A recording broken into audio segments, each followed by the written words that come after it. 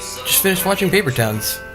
Even the credits music's still going on right now. Maybe I'll use that as background music. But I want to talk about Paper Towns. It's a good movie. Yeah, I knew as soon as I spoke, I'd woke up the dog right there. I got like 3 animals around me. But yeah, hey, what's up? House sitting.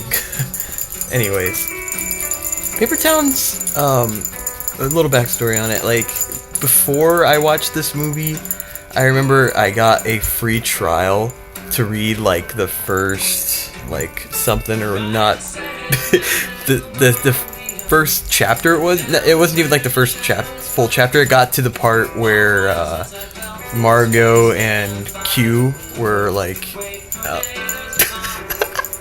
that's a Pop-Tart wrapper, where Margot and Q were out like doing stuff to that douche's car and like taking a picture of him. That was as far as I got. So this movie was a pleasant experience to get that out, because I keep getting distracted by the many animals around me right now. I just want to talk about the things that I liked, the things that I didn't like, why the movie, like why I feel the way I feel about the movie. First off, I loved the feeling that this movie gave me. It took me yawning in my video, Oliver. Jeez, rude. But I love the feeling that this movie gave me. Like, a feeling of adventure. It's like a modern adventure. That sounds really cheesy when I put it that way, but that's the best way I can describe it. I mean, like, these kids just going on a road trip to find this girl, and it just had a really nice feel to it. The soundtrack, the scenery, and the friendships that were bonding along the way. Like, it felt like a classic in that sense.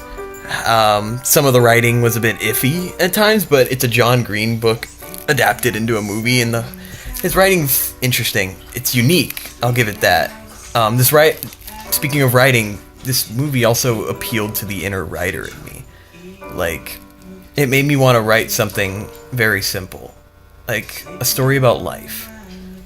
Usually when I write stories, I write things like that are so out there, take place in another planet. They have some sort of abstract concept to them, but this story made me want to write something simple, because this movie made me feel feelings. You know, it hit home in a lot of parts, and it's very relatable to the demographic of people who are just saying goodbye to the fleeting moments of adolescence. Well, not fleeting, but coming moments of adolescence, because these kids are all seniors and they're graduating soon, and it hit home with me, because I'm only a second year in college right now, and it just brought me back. It's like, it makes you think at the end. It really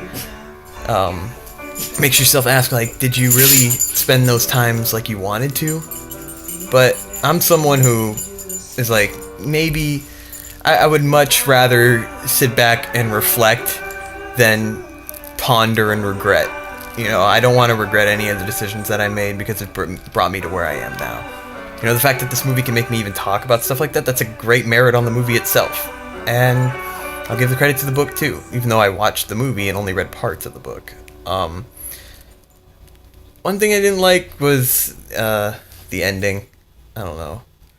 Maybe it could have been longer, but I think I could have gotten more. Oh, the credits are over. Maybe I could have gotten more out of it if I read the book. The making and authorized distribution of this film supported over 13,000 jobs and stuff. Oh, just stuff at the end of the credits. It ain't a Marvel movie, there's no end credits scene. There's something else I didn't like. I remember I was thinking during the movie, I was like, okay, that I don't like. I guess all of the talk about Margot, I don't really like. Like, I don't hate her character. I just don't like her. I mean, the main character likes her a lot, and that's the drive. And I thought the main character worked in that sense, because we've all had that one thing that we're like, we love from a distance, but we think we can never get. And that's kind of like what Margot is to Q in the first couple of acts. I don't want to talk about the movie's plot too much. I just want to talk about the things that I like. And I didn't really like Margot. I didn't like how her character was portrayed. I mean, her character was someone that was, like, expanded from, like, other people. Turning this down, this is distracting. her character is like someone that was expanded from spoken mouth, but you never really know that much about her. Her character's mysterious, and it's that mystery that makes you want to watch more. It's the mystery about Margot that drives Q, and that makes you want to continue watching the movie. And I think in that sense, that's a plus, but Margot herself just wasn't interesting enough to me. I thought the movie was much better when it focused on Q, Radar, Ben, Lacey, and Radar's girlfriend. Her name's slipping me, but that road trip, best part of the movie. Like, I wish most of the parts weren't montaged. In fact, I wanted to write a story that was about friends going on an adventure together. Like, something as simple as that. Not friends trying to save each other, going to some other planet, fighting aliens and shit. No, I mean, like, a story about life. You know, and like the ending was bittersweet. I mean, they're all graduating, and just the goodbyes were fucking genuine. I love the performances in this movie. That's another plus. Nat Wolff, I can't see him as anybody else but the lead singer for the Naked Brothers band, because that's just how I was when I was little, but I thought he did good in this movie, even though it was really distracting to just look at that face and be like, Nat Wolff grew up, and he looks older than me. I mean, we were both kids. He might be around the same age as me. I don't fucking know. I just have a baby face. Austin Abrams, who played Ben, I thought he was great too. He reminds me a lot of my friends, like the way he speaks, and just like how people looking outside can see him as such a weirdo, but he has his moments in the movie where he's actually like a really genuine friend, and he's like probably the most real person you'll find. I love Ben's character. Lacey was a really good one too. I thought she was much more interesting than Margot. And I'm not being fair to Margot, but she didn't really get that much screen time. And when she did, it was just, oh, mysterious. Well, she didn't really say that directly, but it was trying to get you to like Margot, and in turn, I think it made me like her less, because it made her seem like she was thinking of herself as this high and mighty being. Even if she didn't want to be seen that way by other people, she was insinuating it. I mean, she does admit that at the end, spoiler alert, but, you know, whatever. It's a good adventure movie. A modern adventure movie for young adults. I don't think anybody else would be interested in this movie. It might be too cheesy for the older people, and it might be boring for the younglings, but people my age, I think you guys would really get a kick out of this. Much better than The Fault in Our Stars, I'd say. That's the only other John Green movie book adaptation that I've seen. Fault in Our Stars, I enjoyed it, but I thought this was much better.